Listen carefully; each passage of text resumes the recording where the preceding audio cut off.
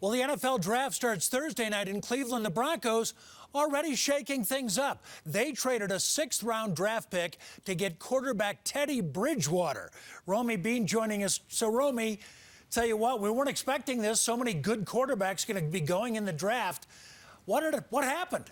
Well, you know what, Jim, this time of year, the one thing is expect the unexpected today. The Broncos brought in quarterback competition, but for Drew Lock, not necessarily affecting the draft. Now, new GM George Paton is familiar with the former Carolina Panther starter. He actually drafted him to the Minnesota Vikings back in 2014. Last season, Bridgewater threw for more than 3,700 yards, 15 touchdowns, and 11 interceptions. So this move, it might change the Broncos draft plans, but expect Paton to still roll the dice on another QB because this is more about competition for Drew Lock. However, with the 9th pick, this also frees up the Broncos to improve their defense with a linebacker like Jabril Cox from LSU or Micah Parsons, who everyone's very high on, or the team could improve the offensive line. There's a couple of talented prospects there. So what this really does, Jim, it gives them more options. It's not as dire now. If the quarterback they like is not there, they can make a move. Yeah, you know, Romy, it'll be interesting listening to the new guy, the GM Paton,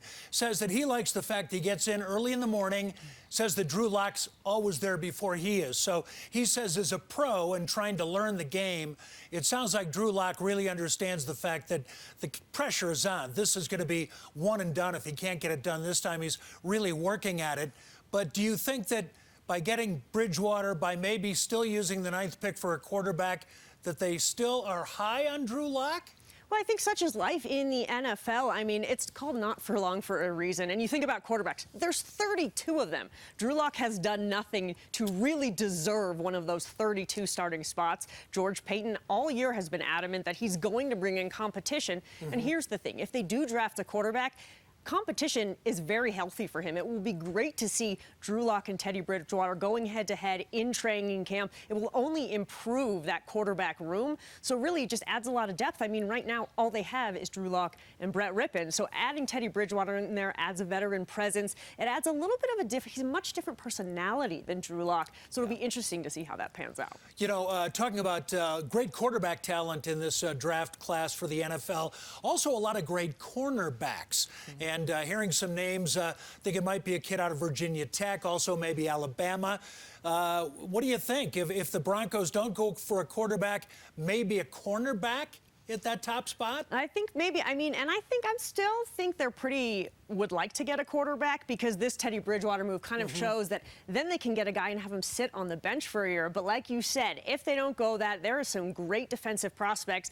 This could be going back to that 2015 model where the defense is so strong and it's really carrying the offense. Micah Parsons, that linebacker, he is a day-one impact starter. And you think about it, Travis Kelce's still in the division. There's tight ends in the division. They don't have a linebacker to guard these guys. I think that could be something to watch. And, of course, Patrick Surtain, any kind of cornerback, that is one of the most important positions in football. So with Vic Fangio at the helm, I definitely could see them going defense. Yeah, and fun watching this new GM in action. You know, I'm starting to wonder if anybody can cover Travis Kelce, having watched him the last few years. Well, Romy, it'll be interesting. And finally, I guess, bringing in Teddy Bridgewater, if they do go ahead and draft a quarterback at number 9, despite the niceties and the nice things they've been saying about Drew Lock, that might be their way of saying, he's not our guy, and we know it. And you know what? It also might mean that they use Drew Lock as some trade bait. Now that they have another veteran quarterback in there, they have more flexibility with if they really want to, if they really do believe in Drew Lock, he'll be here. But this also gives them the opportunity